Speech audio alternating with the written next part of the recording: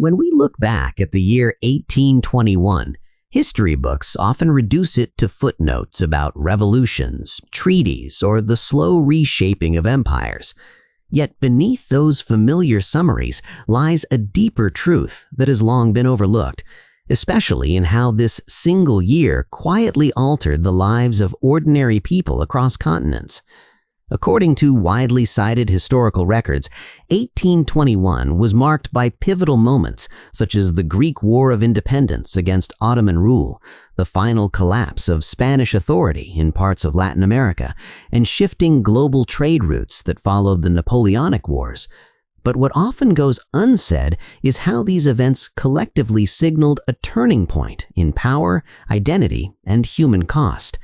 In Europe, nationalist movements gained momentum, promising freedom and self-rule, yet many historians note that these struggles frequently replaced one form of domination with another, leaving peasants and laborers burdened by taxes, conscription, and economic instability. In the Americas, newly independent nations were celebrated as symbols of liberty, but recent scholarship suggests that social hierarchies rooted in colonial systems largely remained intact, with indigenous communities and formerly enslaved people seeing little immediate improvement in their daily lives. At the same time, 1821 unfolded against the backdrop of rapid industrial change, as early mechanization began reshaping production and labor, especially in Britain and parts of Western Europe, creating wealth for some while deepening poverty and unsafe working conditions for others, a reality documented in letters, factory reports, and early social reform writings from the period.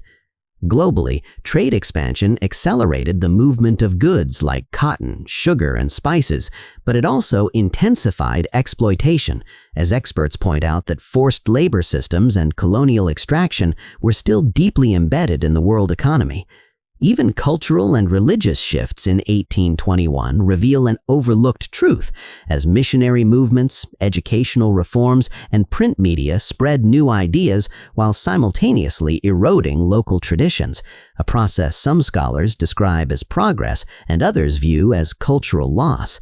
What makes 1821 especially important today is not just what happened, but what it reveals about how history is remembered, because narratives of heroic revolutions and nation-building often overshadow the quieter realities of hunger, displacement, and unmet promises experienced by millions. Modern historians increasingly argue that understanding these hidden layers helps explain why many regions continued to struggle with inequality and political instability long after the celebrations ended. Looking back with a critical eye does not diminish the courage or significance of those who fought for change in 1821, but it does remind us that history is rarely as simple as victory or defeat, freedom or oppression. Instead, it is a complex web of human choices, consequences, and contradictions that still echo in the modern world. And that is something worth remembering the next time we look at a single year and assume we already know its story.